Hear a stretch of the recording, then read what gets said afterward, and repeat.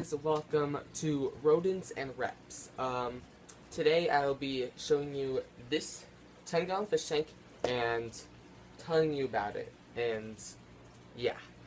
Okay, so in here I have 4 either bluegill or sunfish. I'm just going to call them bluegill for this video because that's pretty sure that's what they are, so we'll just call them bluegill.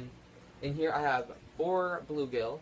I caught them all in my pond that we have right outside. It's down a hill, but our driveway goes right by it, and I live in the country, just so you guys know, obviously, because there's probably not a big pond that I own in town if I live in town. But, yeah. So, in all, while I was, so I went to go catch fish twice. Twice. Whatever.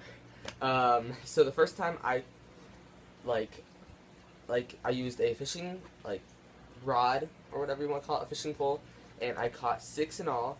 3 died as I was trying to catch them because it's gruesome, but I got the hook stuck too far in its throat and I had to rip it out. But that's sometimes a problem during fishing, which I hated. But whatever.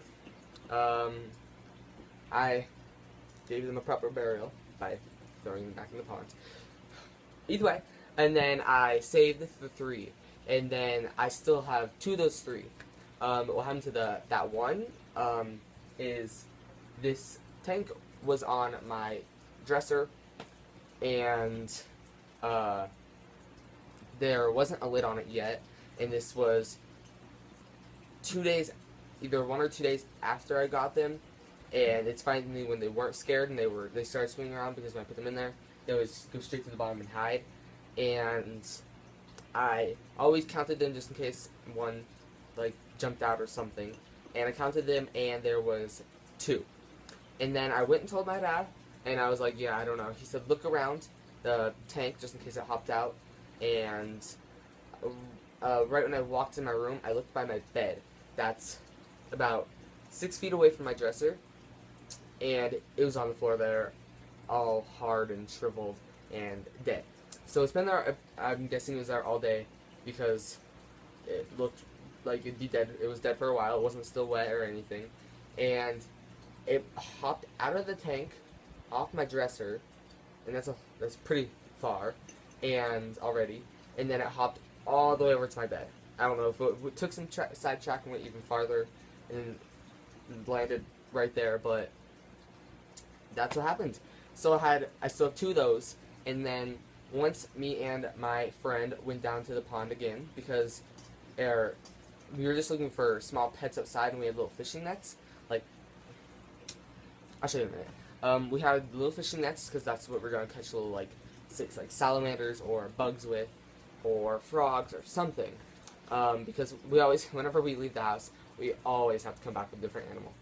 And that's another story, because this video is probably going to be long already.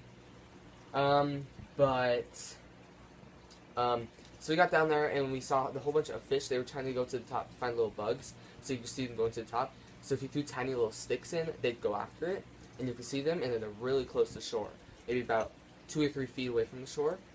But we couldn't reach out with the nets and grab them. So what we did is we tied them to sticks. He just hooked the net to the pole, to the stick, and it worked because his had a little, the stick was I don't know, somehow looped around it and grabbed onto it. But mine, I had a plastic bag in my pocket, so I ripped it so it was longer and tied it around, and let me grab that.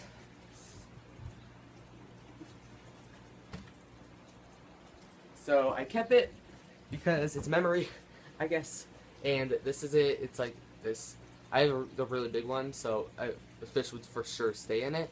And then it's tied around with a little plastic baggie, and then there's a really long stick connected to it. And that trip we caught 2, and I put them in a little pet carrier type thing, but one that would hold water. It had a crack, but it only leaked a few drops every once in a while. So we had those 2, and I caught them both. He didn't catch any because I don't know. I'm just a pro, but he tried at least. So, and then I put them in here, and they're still alive, so now I have 4. And why I call this a natural tank is because there's natural sticks in it. There's natural, like, shale rocks, so, or say rocks, and there's, like, this weird little fireplace type thing that's, like, this big that's by our pond, just random, because apparently the guy that used to live here was going to build a campground or something weird like that, and that's all he got done. And I just took one off of it, and I chipped off all the concrete that was on it, or cement or whatever, and doing that broke it in half, and then it broke one of the halves in half, so it was just a big crumble. So then I kept one half, and it looks really cool because it like sticks out. I'll give you guys a close-up in a little bit. But, and then some sticks. So everything that isn't natural in the tank is the filter. Okay, that fish is going crazy.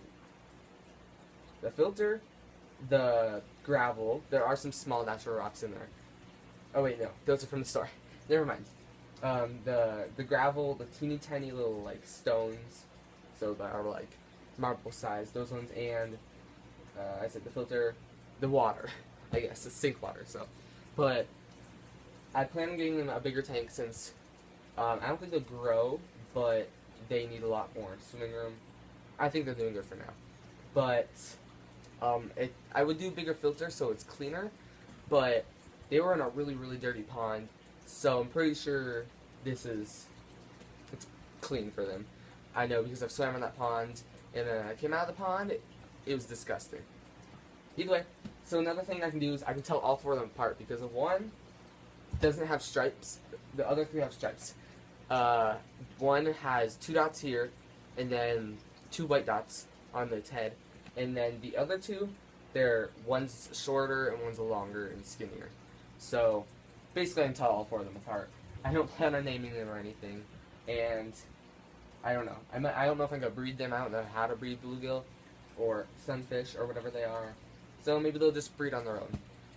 I do not know, but if they do, I'm either releasing them back to the ponds and maybe keeping a few babies, or getting a way, way, way bigger tank, because this is way too small. And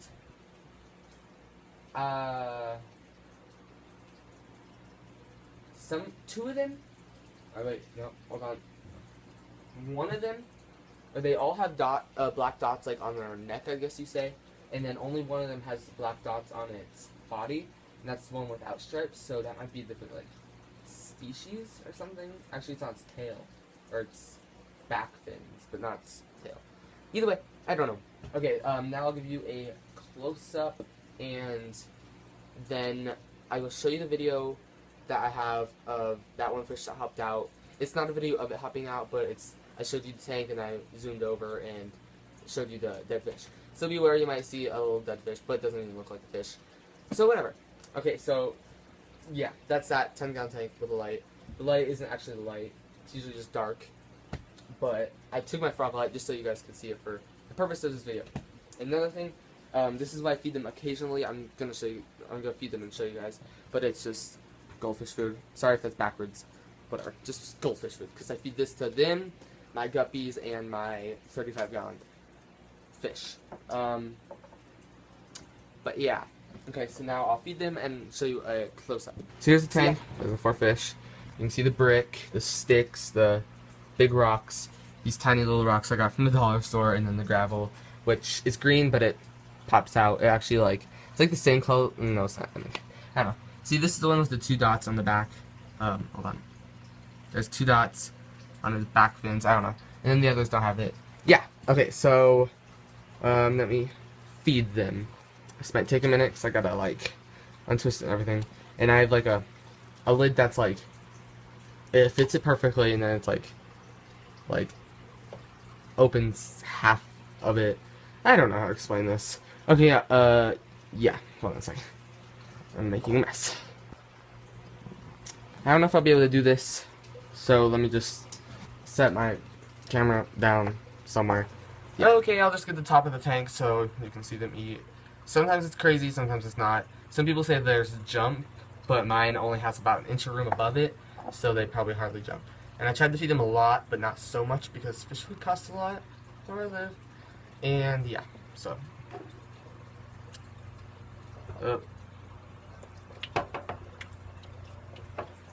And that's what you get when you have a hungry bluegill.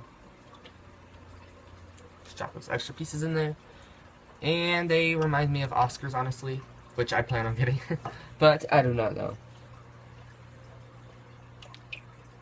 And they are going crazy. I've never seen them go so crazy, but it's always been dark, so I don't know what it looks like when they usually eat. Either way, that is the end of this video. If you guys want to see, like, just request other things you might want to see in my bedroom or videos you want me to make, anything, I have different types of pets. So just make videos and I'll do something. So I'll see you guys in my next video. Bye. Here's my bluegill fish tank. There's a bluegill.